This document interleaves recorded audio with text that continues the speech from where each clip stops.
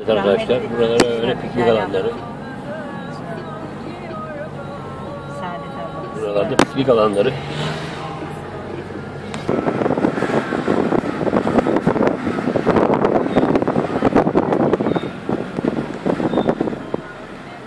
Her yer piknik alanı.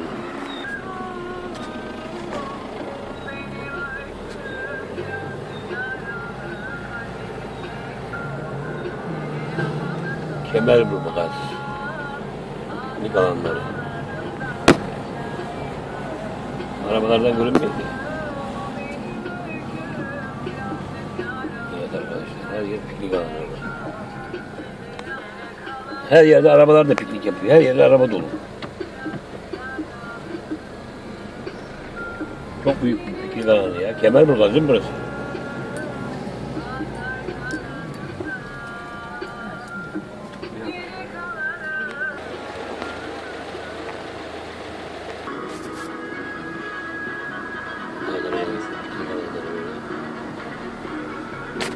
Evet arkadaşlar, buralarda Belgrad Ormanı. Gördüğünüz gibi Belgrad Ormanı.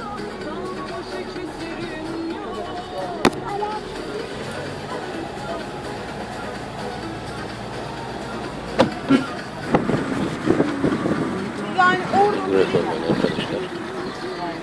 Piknik alanları.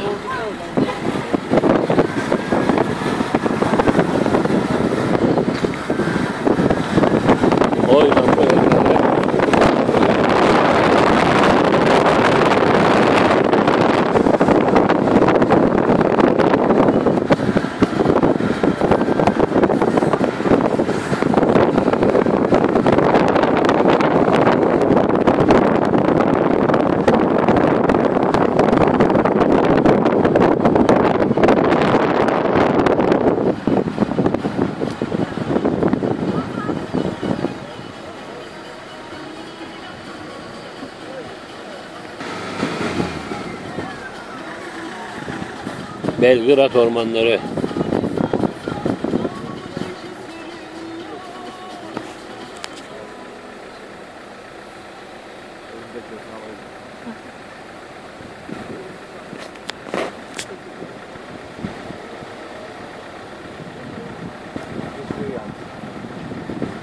Gördüğünüz gibi herkes bir ağacın bir köşesine durmuş, pikniğini yapıyor.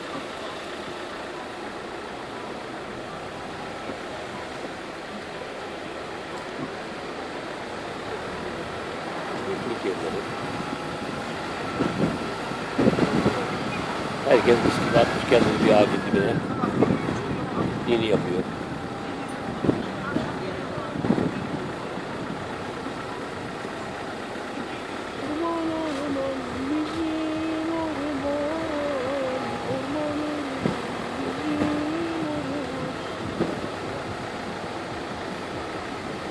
Ya trafik var ya. Çok kişi geldi.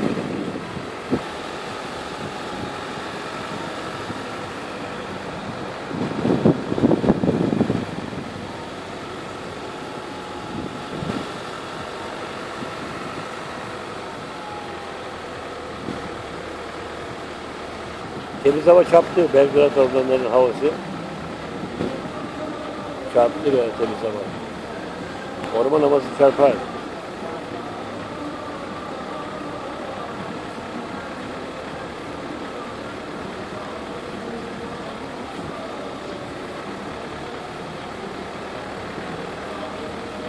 Böyle Yok yaptı. Ondan dedi bana. evet arkadaşlar, burada böyle orman.